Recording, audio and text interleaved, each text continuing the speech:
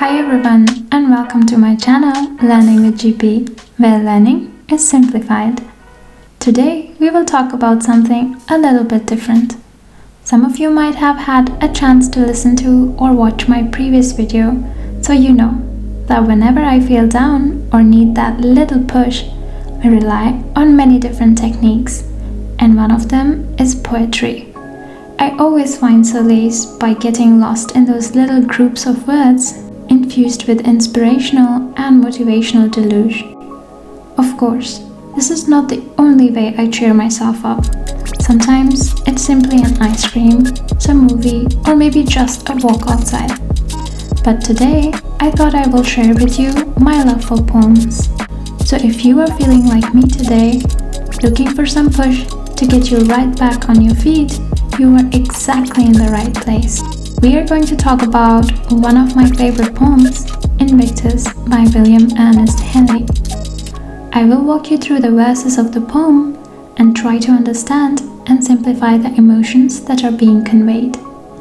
Let me know if this helped you a little in your struggle and gave you a moment of calm as you close your eyes with me and travel in this microspace created by the poet. This is as the previous one of the poems that my late grandfather used to quote to me when I was struggling through some of the life decisions or even in my math lessons during my school time. Until one day I asked him to read to me the whole poem and deconstruct. Of course, the raw energy of the poem made it my ultimate favorite. Okay, so without further ado, let's get started. Out of the night that covers me, black as the pit from pole to pole, I thank whatever gods may be for my unconquerable soul. The poem starts in a dark circumstance, similar to what you and I might be going through right now.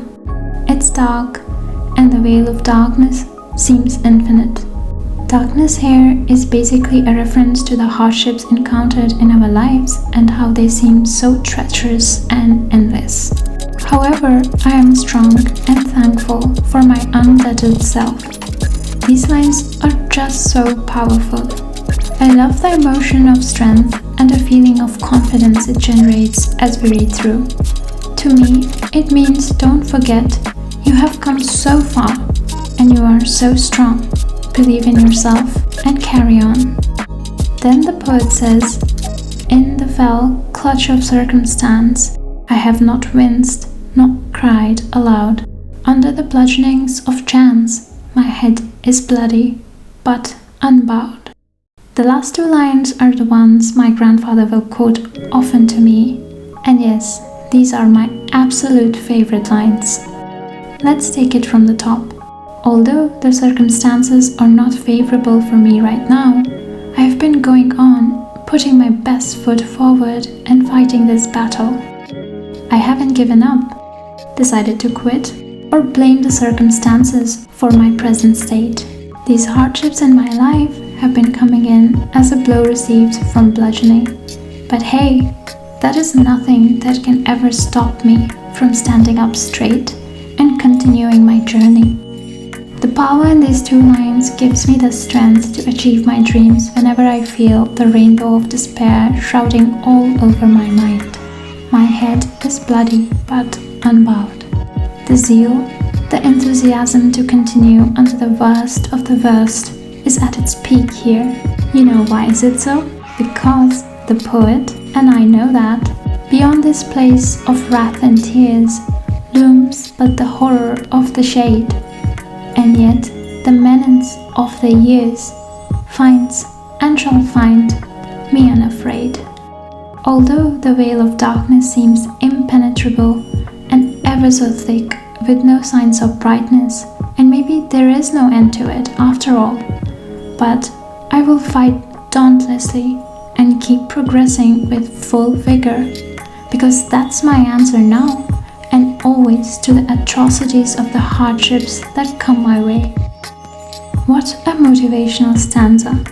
I love how beautifully the poet is simply talking about the present, not making any promises of a beautiful tomorrow, and yet filling our spirits with sparkling energy to combat the situation at hand. I think think it can often be hard to think rationally when lost in the midst of a stressful state. And that's when we should think that, hey, giving in is not what we are here for. I mean, even if it's not working, not trying and giving in is not going to make a difference. But maybe, if we keep trying, we end up doing something towards our growth directly or indirectly. Consistent effort making never goes unrewarded. Moving ahead, the poet says, "It matters not how strait the gate, how charged with punishments the scroll. I am the master of my fate. I am the captain of my soul. You shouldn't care about what and how I fight for, because I am the master of my fate and my life. What I do in my life and how I fight my battle against stress, failures, and depression is what I choose for myself and design my own path. As I am the ruler here, and the one and only who can decide upon it." I hope my little interpretation of this exceptionally beautiful poem made your day a little more positive. Just like Henley, I think it's very important to feel that vigor and the control you have over your fate. Despite the hardships, the failures, the downfalls you are experiencing right now, what matters is the efforts you make, what you think, choose, and fight for, because you are the one and only being who will avail its results and should be satisfied with the fight you put in. So don't stay in that downtrodden state. Just pick up your socks and get to the task you have been avoiding and putting off, because now you know that. Under the bludgeonings of chance, my head is bloody but unbowed. I hope this poem gave you that little nudge that you were missing today. I would love to know if it helped you relax in some way, and also if you would like me to talk about your favorite poem. I will be happy to do so. So see you soon. Bye!